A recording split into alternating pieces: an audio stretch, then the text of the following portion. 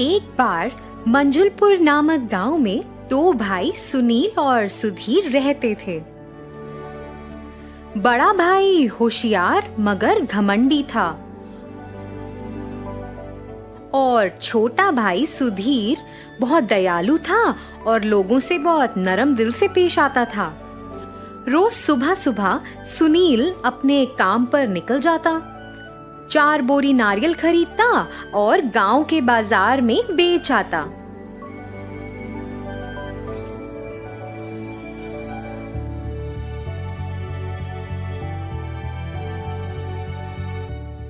इस तरह वह पैसा कमाता था और अपने परिवार का खर्च उठाता था। लेकिन सुधीर अपने बेटे को तैयार करने और उसे स्कूल भेजने के अलावा कुछ नहीं करता था। घर वापस आने के बाद वह फिर से घर से संबंधित कुछ काम करने के लिए जाता। वह सब कुछ वैसे ही करता जैसे उसकी पत्नी कहती। घर वापस आने के बाद वह दोपहर का खाना खाता और कुछ देर आराम करता था।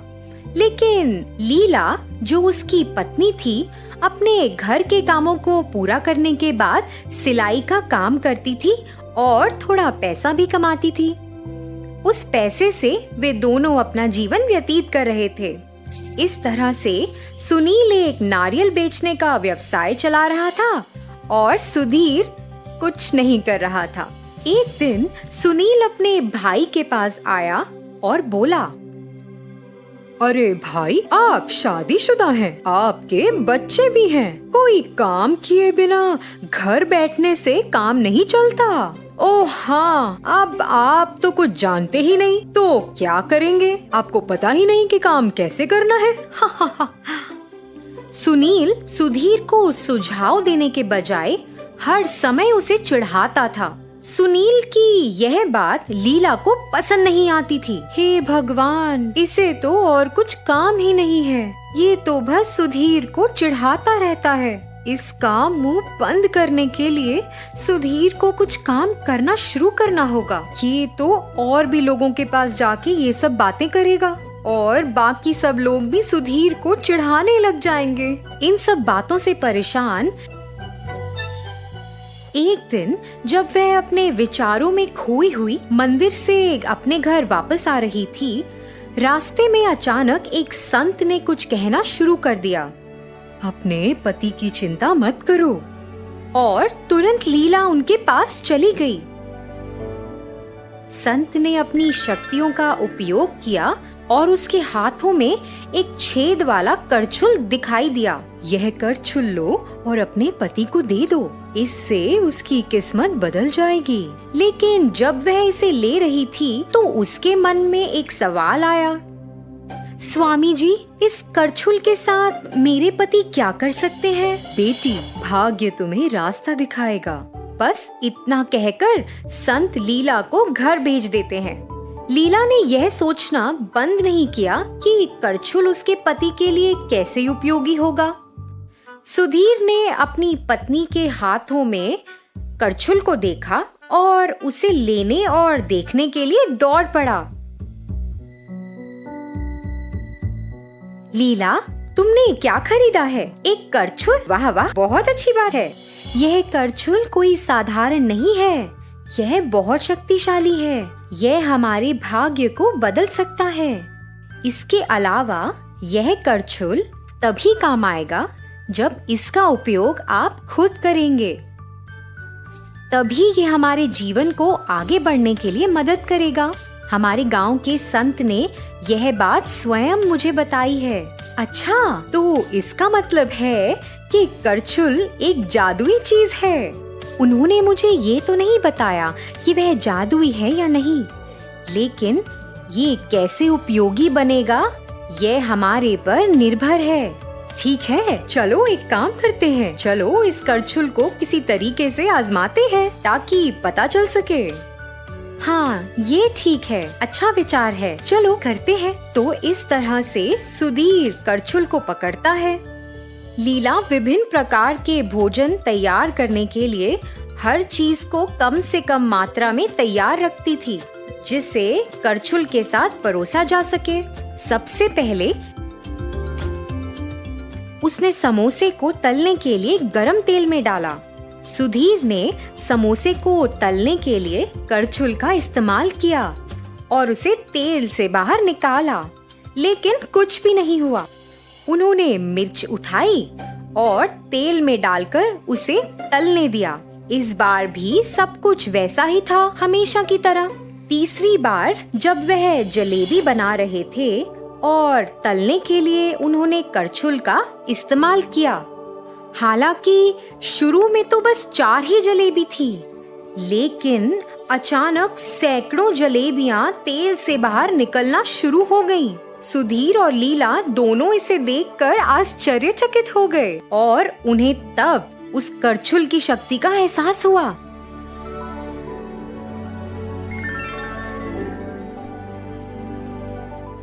अरे लीला, मैं ऐसा करना जारी नहीं रख सकता, मेरे हाथ दर्द कर रहे हैं। अरे बाप रे, बस एक नजर डालो। और सुधीर ने घर की ओर देखा तो वहाँ सैकड़ों जलेबियां थीं।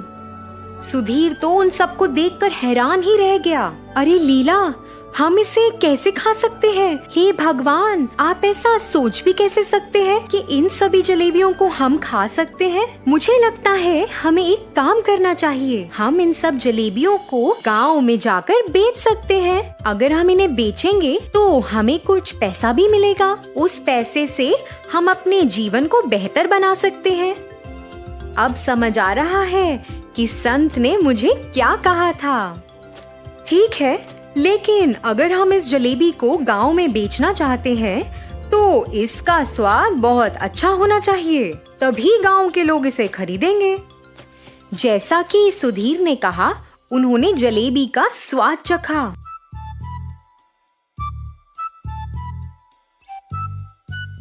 उन्होंने तुरंत तय किया और पहिया गाड़ी में गर्म जलेबी की व्यवस्था की और उन्हें बेचने के लिए गांव के बाजार में चले गए। जलेबी ले लो, ताजा ताजा गरम गरम जलेबी। इस तरह वे गांव में चले गए। जलेबी की सुगंध ने ग्रामीणों को उनसे जलेबी खरीदने के लिए मजबूर कर दिया।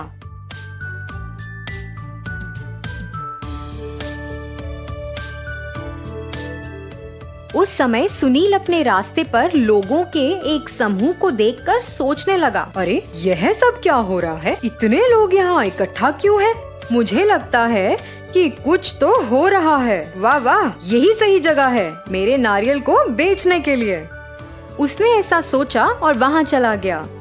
जैसे जैसे वह करीब गया, उसने खुशी खुशी जलेबी बेचते हुए सुधीर और लीला को वहाँ देखा।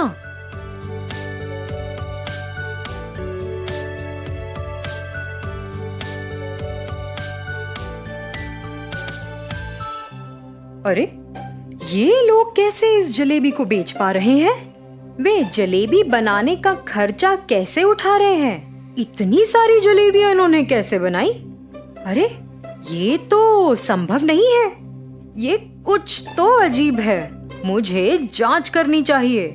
जब वह ऐसा सोच रहा था, एक ग्रामीण जो सुनील को पार कर रहा था बोला, अरे सुनील, तुम यहाँ खड़े होकर क्या कर रहे हो? अपने भाई से सीखो। वे तुम्हारी तरह सभी लोगों को बेस्वाद नारियल पानी और इतना महंगा बेचकर धोखा नहीं दे रहा है। वह जलेबी बहुत स्वादिष्ट है और लजीज भी है। ग्रामीणों की टिप्पणियों को सुनकर और अपने भाई सुधीर की सफलता को देखकर सुनील को ईर्ष्या होने लगी। इस तरह अपमानित होने के बाद सुनील सुधीर और लीला का पीछा करने लगा जब तक कि वे घर वापस नहीं आ गए। सुनील खिड़की के पीछे कहीं छिपा हुआ था और अपने भाई और लीला को सुनने लगा। देखो लीला, हमने इतनी कमाई की, क्या आज रात हमारे लिए ये सारे पैसे गिनना संभव है? अरे हाँ, चलिए एक साथ गिनती शुरू करते हैं। तो इस तरह से वे दोनों गिनती पूरी कर लेते हैं और उन्हें ये बात अविश्वसनीय लगती है कि उन्होंने एक दिन में 8,000 रुपए कमाए और वह बहुत खुश थे।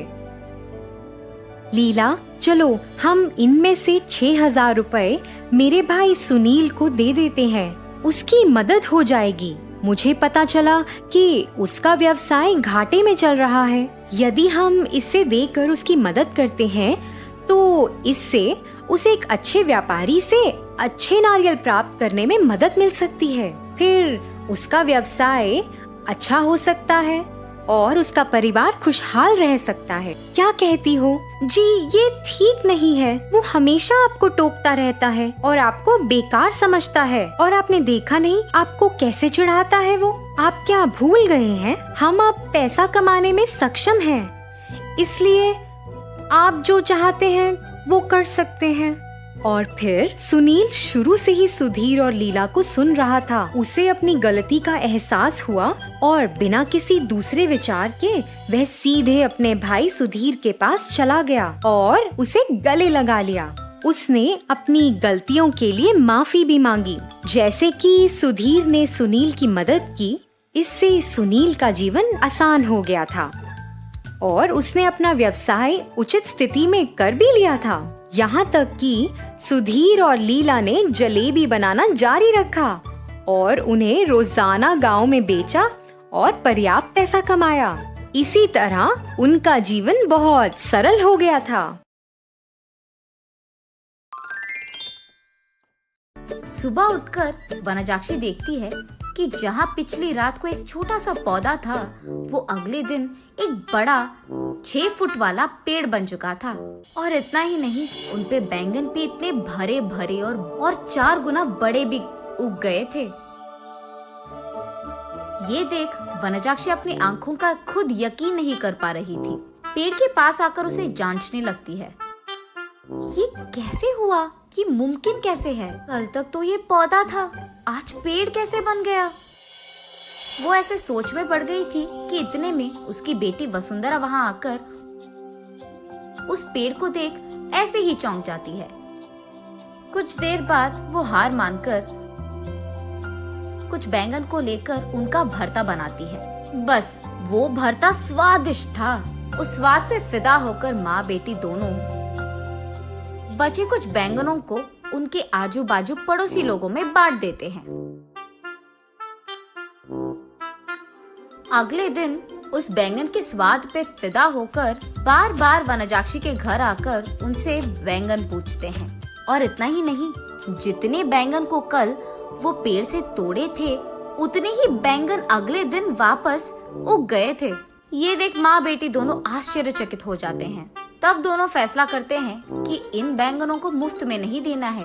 ये कहकर बेचते हैं कि ये जादुई पेड़ है और इसके बैंगन बहुत स्वादिष्ट हैं। ऐसे वो बैंगन दुगने रेट में बिक जाते हैं। कुछ ही दिनों में इन स्वादिष्ट बैंगनों के बारे में और वो बड़ा सा बैंगन के पेड़ के बारे में इधर उधर बात फैलकर आजू बाजू पड़ोसी शहर तक पहुंच जाता है। इसलिए हर रोज सुबह शुरू होते ही पेड़ में भर के बैंगन उगते थे और उनके लिए लोगों की लाइन लग जाती थी सुबह सुबह, और वो भी वनजाक्षी के घर के बाहर। वनजाक्षी का पैसों का डिब्बा हर रोज पैसों से भर जाता था और ये बहुत साधारण सी चीज होती थी। कुछ ही दिनों में वनजाक्षी का नाम बैंगन से जुड़ गया और सब उसे बैंगन बेचने वाली वनजाक्षी करके बुलाने लग गए। और इतना ही नहीं, वो बहुत कम समय में उस सारे गांव में सबसे अमीर बन जाती है। बड़ी सी बंगला बनवाती है और उस बैंगन के पेड़ के चारों ओर बाड़ लगवा देती है और उस पेड़ के पास एक सिक्योरिटी गार्ड को भी रख लेती है। एक दिन वसुंधरा वनजाक्षी के पास जाकर ऐसे कहती है, माँ, रातों रात एक छोटा सा पौधा इतना बड़ा पेड़ कैसे बन गया? और ऊपर से अगर सारे के सारे बैंगन हमने तोड़ दिया तो भी अगले दिन उनके जगह में उतने ही भर के बैंगन उग जाते हैं। ये कैसे मुमकिन है? अरे हाँ, मैं भी इस चीज के बारे में सोचना भूल गई। चलो जो भी हुआ उनसे हमारा अच्छा ही तो हुआ। अब तो मुझे तुम्हारी शादी की भी कोई फिक्र नहीं है बेटा, ऐसे कहती है। और ठीक तभी वनजाक्षी को एक बात याद आती है उस समय में जब भी वनजाक्षी के लिए रिश्ते लाते थे तो कुछ भी सेट नहीं होता था। अगर वसुंधरा को लड़का पसंद आ गया तो लड़के वालों को इनका दहेज नहीं पसंद आता था, और अगर लड़के ने वसुंधरा को पसंद कर लिया तो वसुंधरा को वो लड़का पसंद नहीं आता था। ऐसे बहुत सारे रिश्ते देख देख कर वनजाक्षी थक कर ये सोचने लगती है कि शायद उसकी बेटी के कुंडली में कोई दोष है, इसीलिए वो बहुत सारे पूजा पाठ करवाती रहती थी। ऐसे ही एक दिन वो मंदिर में पूजा करवा के घर लौटती रहती है। तब रास्ते में उसे एक बैंगन का टुकड़ा नजर आता है। उसे लेकर वो अपने घर के सामने रख देती है, और कुछ दिन बाद उस जगह में एक छोटा सा पौधा उग गया था। मंदिर जाने से पहले उन बैंगनों को देख वनजाक्षी सोचती है, घर आने के बाद ना इन बैंगनों का एक बहुत अच्छा भरता बनाना है मुझे। यही सोचते हुए वो मंदिर चलती रहती है। रास्ते में वो ऐसे सोचती है, अगर कोई वो बैंगन को लेके गया तो वो फैसला करती है कि जल्दी जल्दी वो मंदिर जाकर भगवान की प्रार्थना करके बाहर आ जाएगी। वापस आते वक्त उसे रास्ते में एक साधु नजर आते हैं। उनके पास जाकर वो ऐसे पूछती है, स्वामी, मैं मेरी बेटी की शादी करवाने के लिए बहुत कोशिश कर रही हूँ, लेकिन नहीं हो रहा है। कृपा करके इसका कोई हल निकाल दीजिए। ठीक है, उस जगह पे बैठकर अपनी पूरी मन से प्रार्थना करो, ऐसे कहते हैं साधु। तब वनजाक्षी उस साधु के सामने बैठकर इसी डर में पड़ी रहती है कि कहीं कोई उस बैंगन को चुरा ना ले। हे भगवान, मेरे घर जाने तक उन बैंगनों को संभाल के रखना, किसी को उसे चुराना नहीं है। इसका प्रार्थना करके वो उठकर साधु के पास जाकर आशीर्वाद दीजिए स्वामी, ऐसे कहती है। तब साधु कहते हैं, जो प्रार्थना तुमने अपने मन से, पूरे मन से किया है, तुम्हें वो हासिल होगा, और वो भी दुगने में। जाओ बेटी। तब जाकर वनजाक्षी को समझ आता है कि हुआ क्या था, और वो वसुंधरा को ये सब समझा देती है। तो तुमने मेरे शादी के बारे में नहीं, बैंगन के बारे में प्रार्थना किया था? हाँ, तुम भी ना, ये कहकर हंस लेती है। चलो जो भी हुआ, हमारा तो भला ही हुआ ना बेटी। इस बैंगन के पेड़ के वजह से हम अमीर बन गए हैं, और कल ही तुम्हारा स्वयंवर है, तैयार हो जाओ। ये कहकर आजू बाजू पड़ोस के सारे गांव में डंडोरा पिटवाती है कि उससे भी अमीर लोग उसकी बेटी से शादी करने के लिए स्वयंवर आ जाए। तब तक बैंगन बेचने वाली वनजाक्षी तो बहुत प्रसिद्ध थी, और उस घर के जादुई बैंगन का पेड़ भी। इसीलिए उससे रिश्ता पक्का करने के लिए बहुत सारे अमीर लोग लाइन में लग गए थे। उनमें से अमीर और अच्छा दिखने वाले एक आदमी से वनजाक्षी अपनी बेटी वसुंधरा की शादी करवा लेती है। कुछ दिन बाद जब उसके सारे जिम्मेदारियां खत्म हो गई थी, वनजाक्षी उस बैंगन के पेड़ के पास बैठकर ऐसे सोचने लगती है, उस दिन मुझे इस बैंगन के बारे में काश कुछ सोने का ख्याल आया होता। बैंगन के बदले में सोना दुगने में मिल जाता था, तब मैं और अमीर बन जाती थी। हाँ।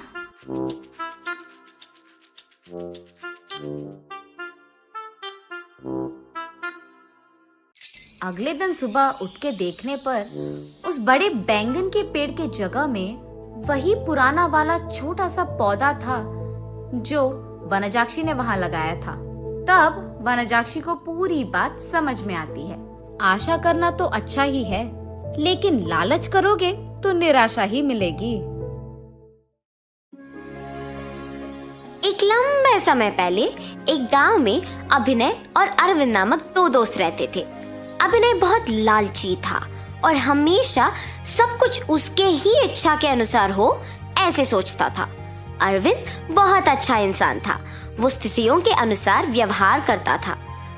अभिनय और अरविंद दोनों साथ में प्याज का व्यापार करते थे। जो प्याज वो बेचते थे उनको वो प्याज की खेती करने वाले किसान से कम पैसे देकर ज्यादा मात्रा में खरीद के दाम बढ़ा के बेचते थे। प्याज, ताजा ताजा प्याज ले लो भाई, ले लो, ऐसे जोर से चिल्ला के अभिनय और अरविंद प्याज बेच रहे थे जब एक आदमी प्याज खरीदने उनके दुकान आता है। 1 किलो प्याज कितना है बाबू? 50 रुपए भाई साहब। अरे, प्याज का दाम बढ़ गया क्या? हाँ जी, बढ़ गया। मैं 5 किलो प्याज लूंगा, 40 में दे दोगे? ठीक है, लीजिए। ये क्या बात हुई अरविंद? तुमने 40 रुपए में हाँ कह दिया। तुम कुछ नहीं जानते हो, मैं बात करता हूँ, रुको। भाई साहब, आप 10 भी किलो ले लेंगे तो भी 40 रुपए के दाम पे प्याज नहीं बेचेंगे हम, हमारा नुकसान होगा। अब आपकी मर्जी। अभिनय के कठोर तरीके से बात करने के कारण वो आदमी वहां से चला जाता है। अरे अभिनय, हमारे पैसे तो हमें मिल रहे थे ना, तो तुमने उस आदमी से ऐसे क्यों बात किया? अगर एक आदमी को इतने दाम पे बेच दिए तो उसे देख एक के बाद एक हमारे पास इसी दाम से खरीदने आएंगे। हमें खरीदे हुए पैसों से ज्यादा दाम के लिए बेचना होगा, वरना हमारा नुकसान होगा। कल देखना, वही आदमी हमारे पास आएगा इसी दाम से खरीदने। तुम ज्यादा मत सोचो। अभिनय की बातें सुनकर अरविंद कुछ नहीं कहता है और अगले दिन अभिनय के बात के अनुसार वो आदमी लौट के दुकान आता है प्याज खरीदने। ठीक है, तुम्हारे ही दाम पे 5 किलो के प्याज दे दो। और अभिनय प्याज दे के पैसे लेता है।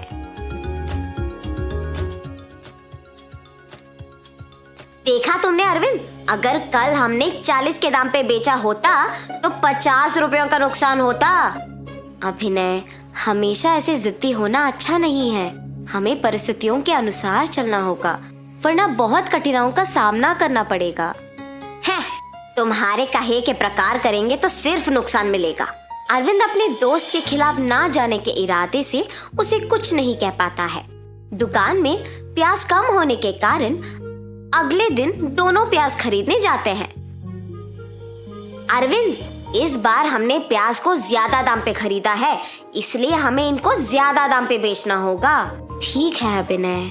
ऐसे प्याज को ध्यान से बेचने लगते हैं।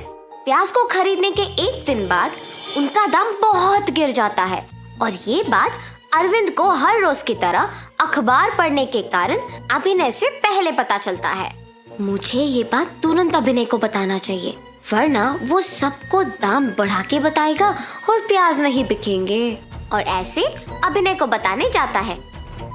अभिनय, अभिनय, क्या हुआ अरविंद, क्यों इतना जोर से चिल्ला रहे हो? प्याज का दाम बहुत घट गया।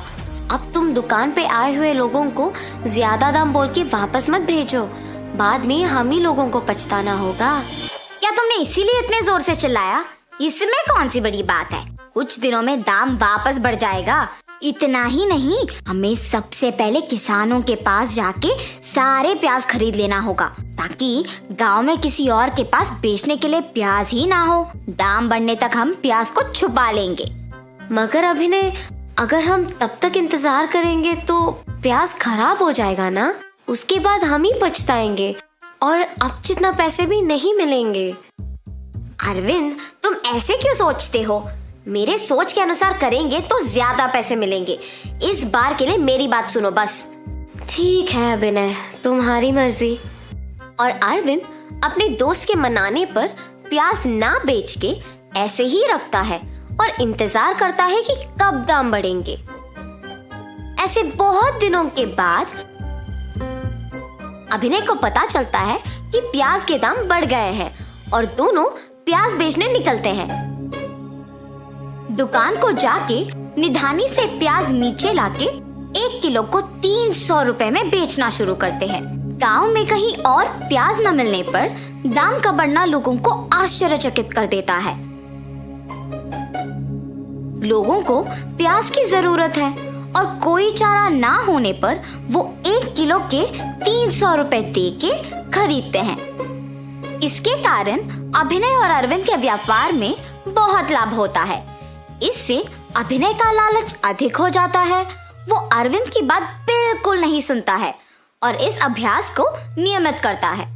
लाभ के लालच में अभिनय अरविंद के बातों को नजरअंदाज करके गांव के सारे प्याज को खरीद के दाम के बढ़ने का इंतजार करके तब तक प्याज को छुपा के उन्हें बहुत महंगे दाम पे बेचना आदत बना लिया था। ऐसी समय में एक बार प्याज के दाम बढ़ने का इंतजार दिनों से महीनों में बदलना शुरू हो जाता है। प्याज को निधानी पे रखे बहुत दिन हो जाते हैं। अरविंद को दुकान में से बदबू आती है। जब वो जाके निधानी जांचता है तो देखता है कि सारे प्याज सड़ जाते हैं। अरविंद तुरंत अभिनय को बुला के उसे सड़ी हुई प्याज दिखाता है। नुकसान पाकर अभिनय को उसकी गलती का एहसास होता है। उसकी लालच और स्वार्थ के कारण नुकसान होना और अरविंद की बात ना मानना उसे बहुत दुख करता है। अरविंद, ये सब मेरे लालच के कारण ही हुआ है, मुझे माफ करो। हमेशा तुम्हारी ही इच्छा के अनुसार सब कुछ होना चाहिए, ऐसा व्यक्तित्व अच्छा नहीं है। कम से कम अब समझो कि परिस्थितियों के अनुसार चलना ही अच्छा है। हाँ अरविंद, हमें पता नहीं कि कब हमारी स्थिति बदलेगी, इसीलिए उनके ही अनुसार चलना भला है। अगर तुम्हारी बात सुनी होती तो आज हमारा नुकसान नहीं होता। मुझे लालची नहीं होना था, अब आगे ऐसे कभी नहीं होगा। तुम्हें अपनी गलती का एहसास हो गया ना, मुझे सिर्फ इतना काफी है। जो हो गया सो हो गया, अब से हम ध्यान रखेंगे। ठीक है अरविंद। और तब से दोनों बिना कोई लालच के ध्यान से अपना व्यापार चलाते हैं और खुश रहते हैं। तो इस कहानी से हमने क्या सीखा? सब कुछ हमारी इच्छा के अनुसार चलाने का जिद करना अच्छा नहीं है। परिस्थितियों के अनुसार अपना व्यवहार बदलना चाहिए।